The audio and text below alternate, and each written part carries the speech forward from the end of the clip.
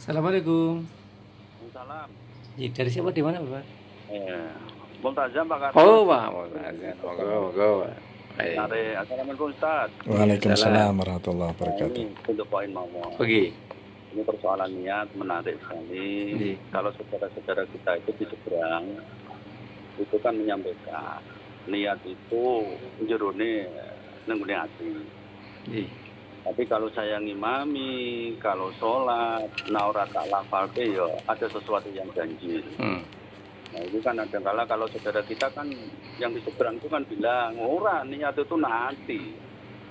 Nah kalau kita hanya misalnya Allahu Akbar, puji langsung tanpa dilafalkan, Iya. padahal kita tuh sering dengar katanya niat itu didefinisikan, kalau nggak salah Ustaz ya, al-qasdu muqtarinan dipilih itu. Ini implementasi ini kepicu, sehingga banyak orang yang kebingungan, orang semua ya harus dilafalkan.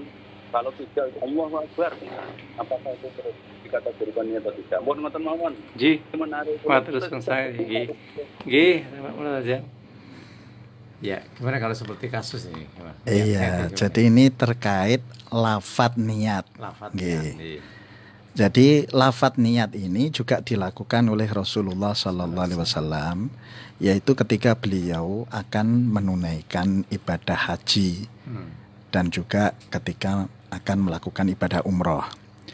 Beliau melafadzkan niat labbaik Allahumma hajjan, ya, nawaitul hajja wa ahramtu bihi lillahi ta'ala. Kalau yang umroh, labbaik Allahumma umrotan, nawaitul umroh wa ahramtu biha lillahi ta'ala.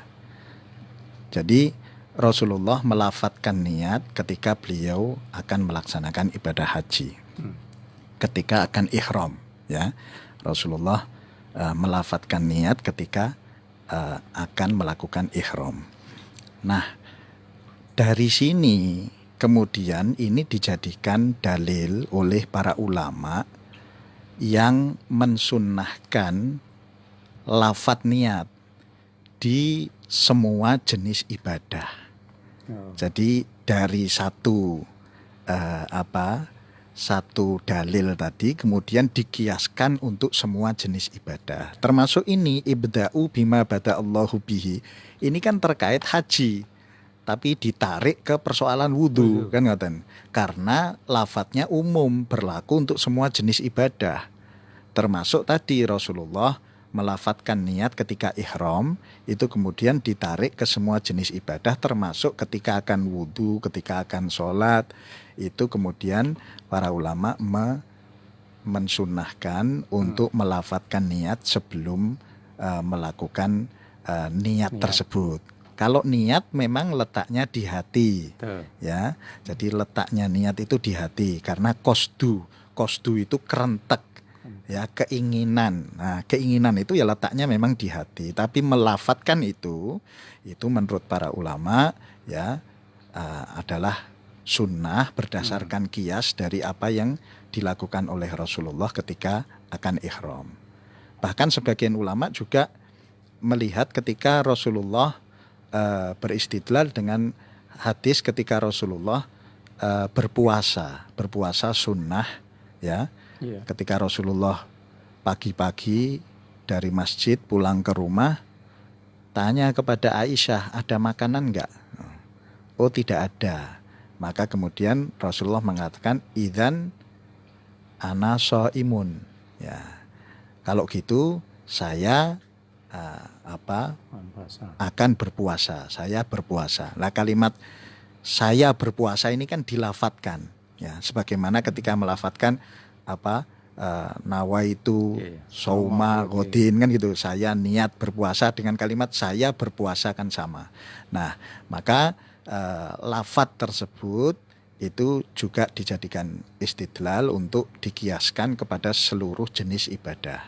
Nah, maka di sini para ulama mensunahkan untuk melafadzkan niat sebelum melakukan ibadah termasuk wudhu, sholat dan lain sebagainya. Nah, kalau lafadznya seperti apa, yaitu bisa macam-macam, ya.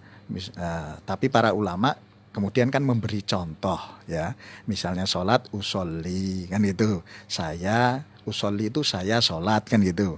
Nah, kalau wudhu nawaitul wudhu'a ya. Kalau misalnya kita nggak pakai lafat itu, tidak pakai lafat nawaitul wudhu'a, tapi pakai lafat tawaddu'tu begitu, ya boleh saja, nggak apa-apa. Karena sebenarnya satu, selain tadi itu kias dari contoh apa yang dilafatkan oleh Rasulullah ketika ihram, yang kedua fungsi dari lafat ini adalah untuk nata hati sebelum kita melakukan niat yang sesungguhnya di dalam hati itu.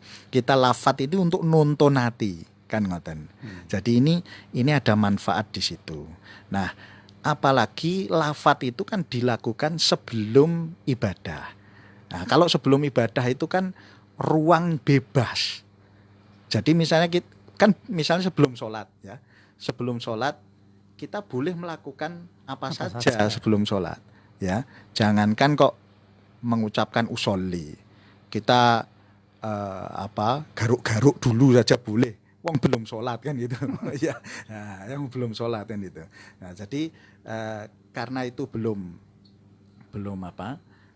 dilakukan, belum masuk ke dalam inti dari ibadah, maka itu tidak masalah.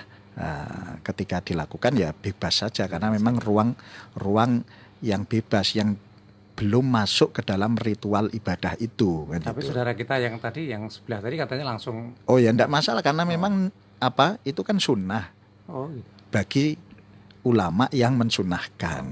Kalau yang tidak mensunahkan ya monggo ya.